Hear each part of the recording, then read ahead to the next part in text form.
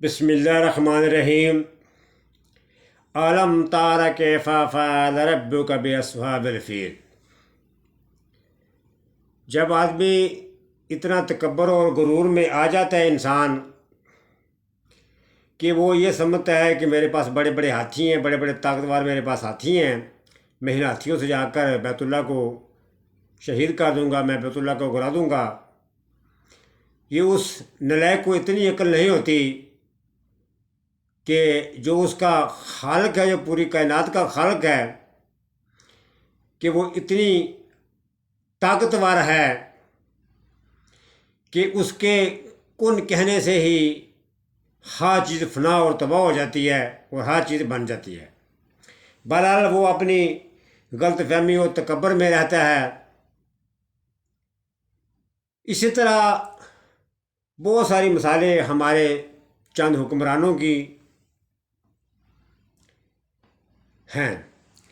جیسے ہم نے دیکھا کہ اکثر جب بچے چھوٹے ہوتے ہیں تو مائیں جو ہیں وہ لاڑ سے بچوں کے منہ میں انگلی ڈالتی ہیں، کبھی ہونٹوں میں مارتی ہیں، پھر وہ بچہ جو ہے ماں کی انگلی کو نہ منہ میں لے کے وہ چوستے رہتے ہیں، تو بچے وہ پھر آہستہ آہستہ اس کے عادی بن جاتے ہیں۔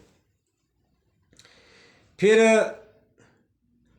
ماں جب بچے کو اس وقت اس کے منہ میں انگلی ڈالتی ہے جب اس کے دانت نکل آتے ہیں۔ جب اس کے منہ میں دانت نکل آتے ہیں تو پھر بچہ انگلی کو کاٹتا ہے، خون نکلتا ہے تو درد ہوتی ہے، مائیں کہتی ہیں ہوئی ہوئی ہوئی اوف اوف کرتی ہیں مائیں پھر انگلی کو پکڑ کے۔ تو اسی طرح جناب محترم نواز شریف صاحب اور آپ کا پورا ٹولہ، جب آپ بچوں کے منہ میں انگلی دیا کرتے تھے اس وقت بچوں کے دانت نہیں نکلے تھے۔ اس وقت آپ اپنی مرضی سے کبھی ہونٹوں میں انگلی مارتے تھے، کبھی منہ میں ڈال دیتے تھے، کیونکہ آپ کو کوئی خطرہ نہیں ہوتا تو بچوں کے دانت نہیں تھے۔ لیکن جناب محترم نواز شریف صاحب اب وہ وقت گزر گیا ہے، بچوں کے دانت نکل آئے ہیں۔ بچوں کے منہ میں اگر انگلی ڈالو گے تو وہ بچے تمہیں وہ کاٹیں گے تو تمہیں ہائے ہائے کی تکلیف ہوگی۔ تمہیں پاکستانی عوام اب باشعور ہو چکی ہے، سمجھ چکی ہے کہ پاکستانی عوام کے دانت نکل چکے ہیں، تو پاکستانی عوام کو اب حقیقت کا پتہ چل چکا ہے۔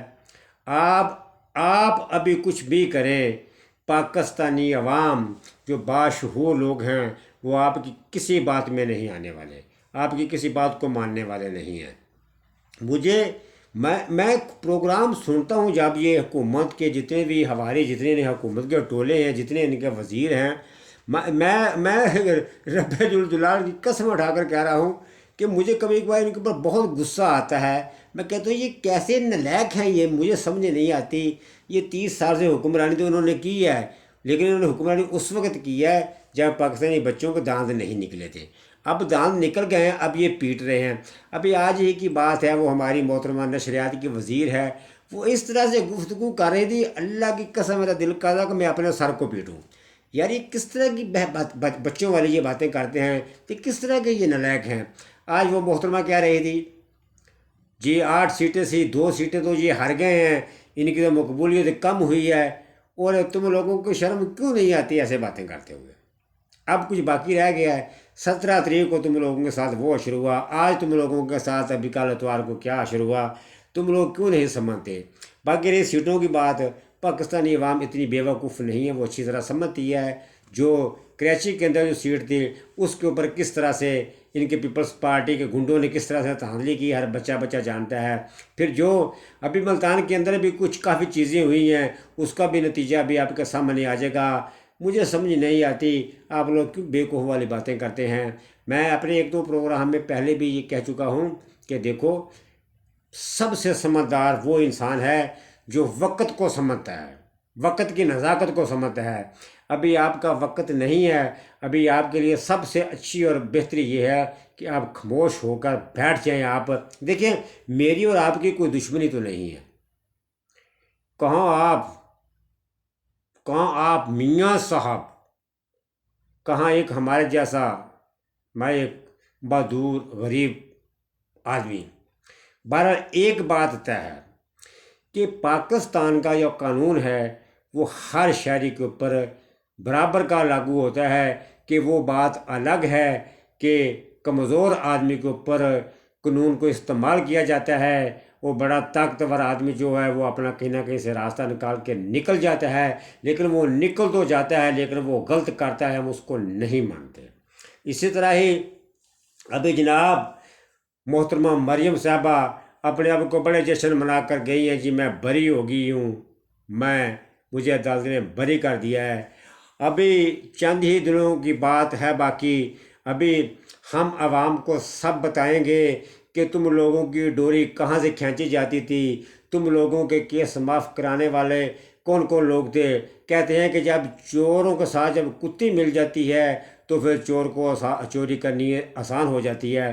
ہم پھر ابھی تھوڑے عرصے کے بعد جیسے وقت آئے گا، ہم وقت کا انتظار کر رہے ہیں، جیسے وقت آئے گا ہم عوام کو بتائیں گے کہ چوروں کے ساتھ کتی کہاں کہاں پر ملی ہوئی تھی، کیسے کیسے چوری ہوئی، کس کس کا اس کے اندر ہاتھ تھا۔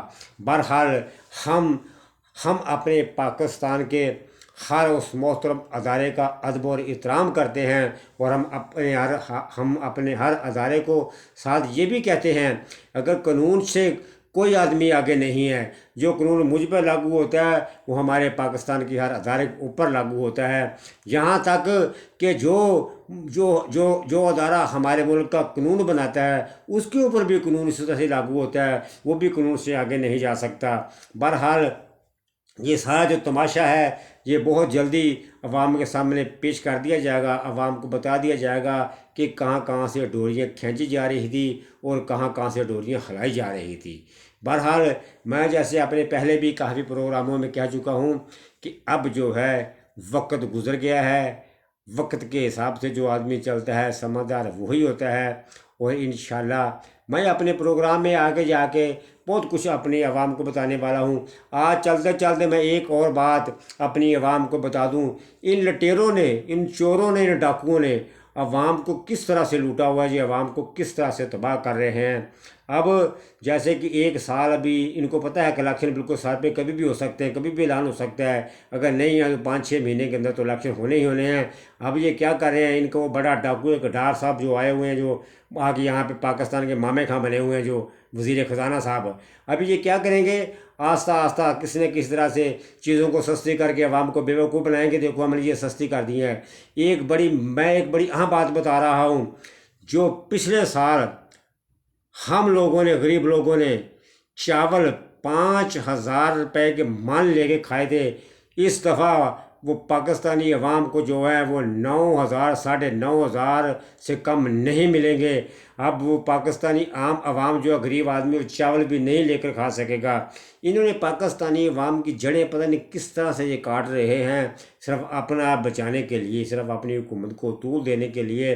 جیسے ہم سب جانتے ہیں یہ 13 جماعتیں جو ملی ہیں یہ سب ڈاکو تھے، حالانکہ کبھی یہ پاکستان کے مفاد کے لیے نہیں بیٹھے، لیکن جب سے یہ اسمبلی میں اکٹھے ہوئے ہیں انہوں نے کبھی بھی پاکستان کی بہتری کے لیے اکٹھے بیٹھ کر بات نہیں کی۔ ہاں جب ان کی اپنی کوئی باری آتی ہے، جیسے بھی الیکشن میں پھر یہ 13 کے 13 اکٹھے ہو گئے تھے، ان کے اندر کوئی پاکستان کی محبت نہیں ہے، یہ پاکستانی عوام کے لیے ان کی کوئی بھی یہ مسئلے محبت نہیں رکھتے، یہ صرف اپنا مفاد صرف حاصل کرنا چاہتے ہیں۔ بہرحال میں نہیں چاہتا کہ میرا کوئی پروگرام زیادہ لمبا ہو جائے، میں اپنے پاکستانی بھائیوں سے یہی کہتا ہوں کہ ہمارے باپ دادا سب کو چھوڑ کر چلے گئے، حق کا ساتھ کبھی نہ چھوڑنا، حق کے لیے آواز بلند کرنا، کبھی یہ نہ دیکھنا کہ یہ میرے محلے کا ہے، کبھی یہ نہیں دیکھنا کہ یہ میرا رشتہ دار ہے، کبھی یہ نہیں دیکھنا کہ یہ میرا کچھ لگتا ہے، صرف بات حق کی کرنا، اپنے ملک کا دفاع کرنا، اپنے بھائیوں کی بہتری کے لیے کرنا، کبھی چوروں ڈاکوؤں کا ساتھ نہ دینا۔ میری زندگی رہی تو میں اگلے پروگرام میں آپ کو ضرور بتاؤں گا کہ ان کی ڈوریں کہاں کہاں سے کھینچی جا رہی تھی اور یہ کیا کیا کرتے رہے ہیں۔ السلام علیکم ورحمۃ اللہ وبرکاتہ۔